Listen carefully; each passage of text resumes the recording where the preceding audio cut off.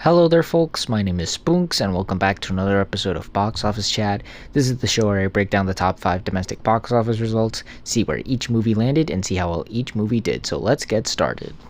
Number 5 was The Unbearable Weight of Massive Talent, opening with 7.1 million this weekend domestically and 10 million worldwide.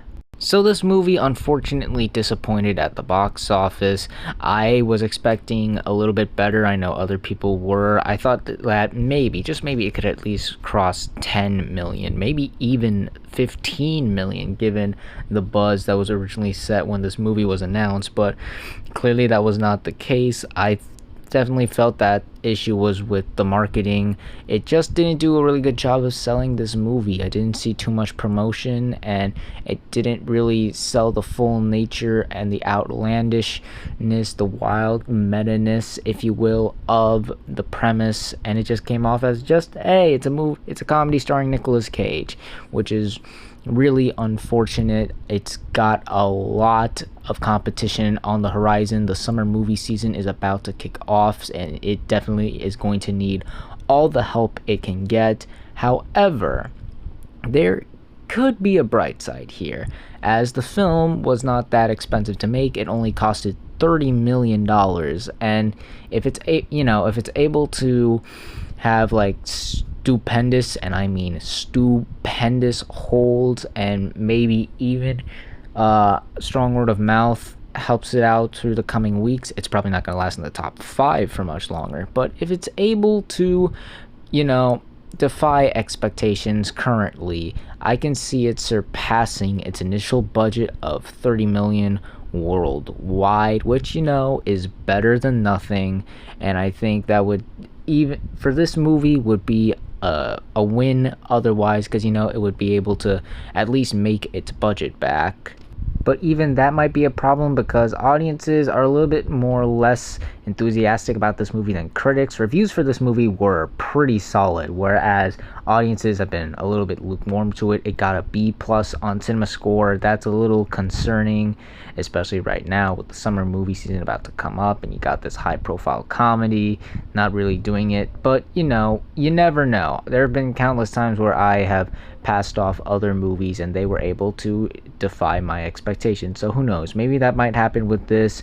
But as for right now, The Unbearable Weight of Massive Talent is going to need a lot of help. Number 4 was The Northman, opening with 12 million this weekend domestically and 23 million worldwide. Now, this was a pretty interesting case with this movie, because for the overall weekend total, it pretty much met where everyone thought it was going to, but things actually started off pretty positive for this movie. As with the Thursday totals came out, this movie actually did the best out of all 3 of the new wide releases that were released this weekend. I apologize. It still ranked number 3 for Thursday, but it still managed to do the best out of all the new releases, which is very promising, to say the least. As it was, many people thought it would overperform, but instead it was still able to meet these expectations. This was very risky for the studio to put this movie out. It costed 70 to 90 million to make,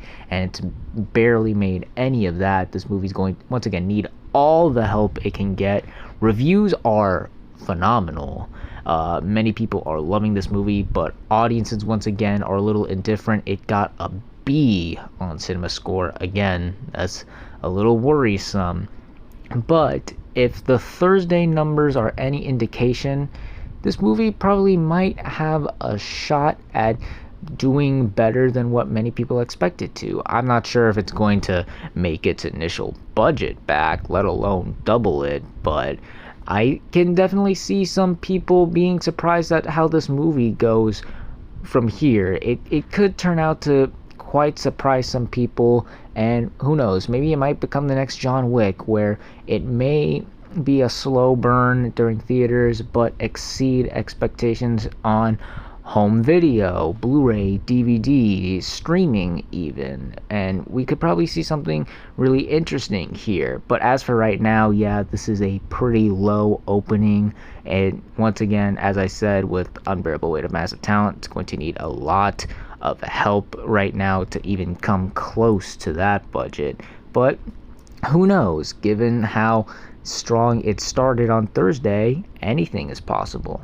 Number 3 was Fantastic Beasts: The Secrets of Dumbledore, making $14 million this weekend, adding to a domestic total of $67 million and a worldwide total of $280 million. So this movie took quite a hit this weekend. It fell 66% this weekend. That is not a good hold in any way, shape, or form. And unlike something like Venom: Let There Be Carnage or F9 The Fast Saga, or hell, even Black Widow, there is no silver lining to this. This movie is not doing that great. In terms of Wizarding World films, this is the second biggest drop off in any of these films' second weekends, only second to Harry Potter and the Deathly Hallows Part 2. But whereas that film not only had a massive opening weekend, that opening weekend was so massive, it was the biggest opening weekend domestically for any movie of all time. I could have probably worded that better. Until The Avengers was released a year later. So that film was already doing massively. This has barely even made half of that. It is a big disappointment. I just felt that this franchise was losing interest within every single new release. I barely heard anyone getting excited to see this new film. The marketing wasn't all that great in my opinion. Reviews were very mixed, and I just feel like this franchise, in terms of movies, the amusement parks and the games seem to be winning fans over right now. But in terms of movies, I think it's time to put this franchise to rest for a while. Now, granted, it's made its budget back of $200 million, largely due to the worldwide numbers, but I can even see this movie struggling to even double that, as I think it's even starting to slow down worldwide and internationally. It might cross 300 million, and it might even get close to 400 million. Hell, it might even surpass it, but it probably won't be enough to salvage what this movie has already lost in terms of money. So yeah, this movie seems like a big disappointment.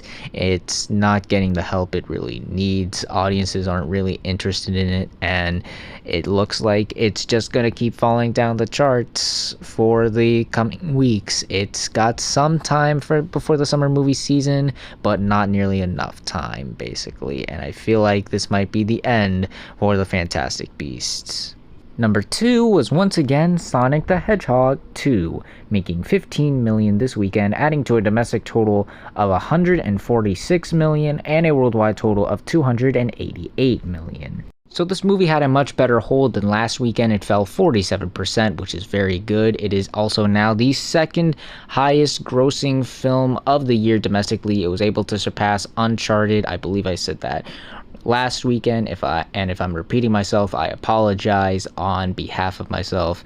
But yeah, either way, it dethroning Uncharted is still an incredible achievement. But this isn't the only spot it was able to dethrone Uncharted, as it was able to surpass that, but also Lara Croft Tomb Raider, Pokemon Detective Pikachu, and maybe Sonic the Hedgehog, because, well, some sites said that the first film made $146 million, others say it made $148 million, so the numbers aren't really that clear, but otherwise it was definitely, or will definitely, surpass the first film's entire domestic total to become the biggest video game movie of all time domestically. Worldwide, it's at number 11. It's about to cross the top 5, but again, I see no reason why it won't not only surpass the first film worldwide, but rank up even higher than it already is right now. As the weeks go by, I see this movie continuing to do well throughout the majority of its run, even with the summer movie season almost upon us. I do believe this is geared more towards as a family film than a blockbuster, so I think families will still kind of rush out to go see this as the weeks go on. And even otherwise, this is still a massive hit. It has more than doubled its budget of $90 to $110 million, which is fantastic. I can also see this movie surpassing $300 million worldwide. It's sure to get there by next weekend, which is a very solid place to be right now. We'll see if it can get to $400 million. I'm not sure if it'll get to $200 million. It kind of seems like a bit of an ask right now, even though I'm sure it'll continue to hold well. Doctor Strange is in a couple weeks, and that's probably going to steal a large majority of this film's audience, even if it is a family film. But I've said that about many movies before, and look how that turned out. I said that about Venom: Let There Be Carnage, I believe, and once again, look where that film ended up. So ultimately, otherwise, even with my skepticisms, this movie is still crushing it at the box office, and I'm very happy that it is, and I'm sure many others are as well. And yeah, I look forward to seeing where it continues to go through from here. Good job, Sonic. And finally, let's end the video off with the number one movie of the weekend, and that was The Bad Guys, opening with $23 million this weekend domestically and $87 million worldwide. So believe it or not, there is a lot to break down with this movie. It actually surpassed a lot of milestones, so bear with me, folks. First off, this is Universal's biggest opening weekend of the year and a much needed win for the studio. To put it lightly, so far this year for the studio has been pretty lackluster, so the fact that this movie was able to open over 20 million is something of a miracle to behold. This is also DreamWorks' biggest opening weekend since How to Train Your Dragon: The Hidden World, which is very impressive. And in terms of family films post-theater closure, this is the fourth biggest opening weekend for any family film post-theater closure, topping Sing 2 and sitting behind Encanto, Space Jam: A New Legacy, and Sonic the Hedgehog 2. And in terms of animated films, this is the second biggest opening weekend post-theater closure, topping once again Sing 2, but also The Addams Family 2 and The Boss Baby Family Business, and of course sitting behind Encanto. Yeah, a lot of really strong milestones here, and overall a very impressive opening. Many people, in my opinion, were lowballing it with this movie. A lot of people said it would barely even open to second place. Some people said it would only open to third, which sounded very ludicrous.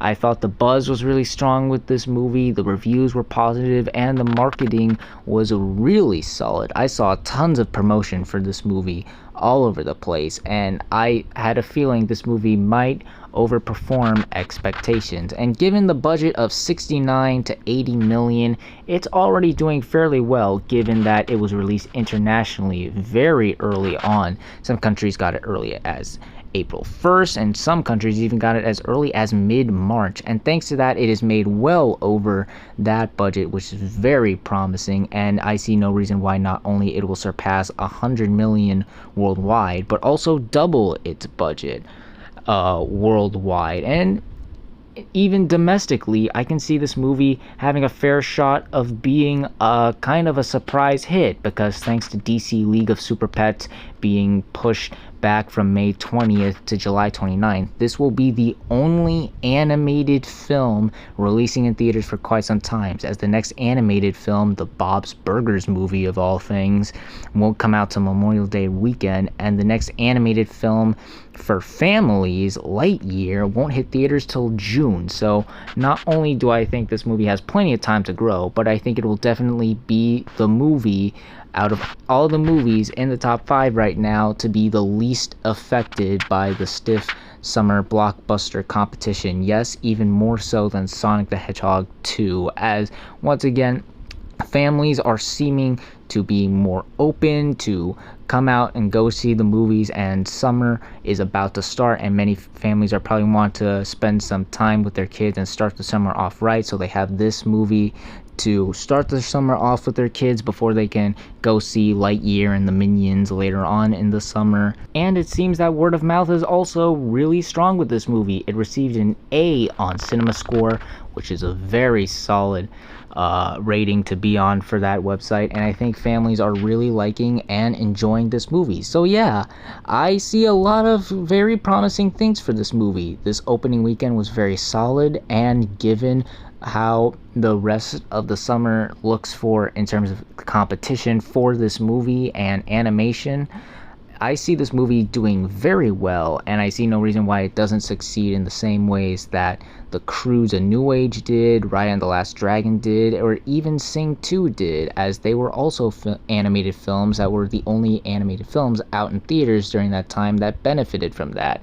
So once again, all in all, very satisfied to see this film opening to the degree it did. I look forward to seeing where it goes from here, and yeah, overall, the bad guys managed to do good. Who would have thought, am I right? And those were the top 5 domestic box office results for this weekend, and normally this would be the part of the video where I would discuss the upcoming releases hitting theaters this weekend, seeing where they would land in the top 5 and how much I think they would do.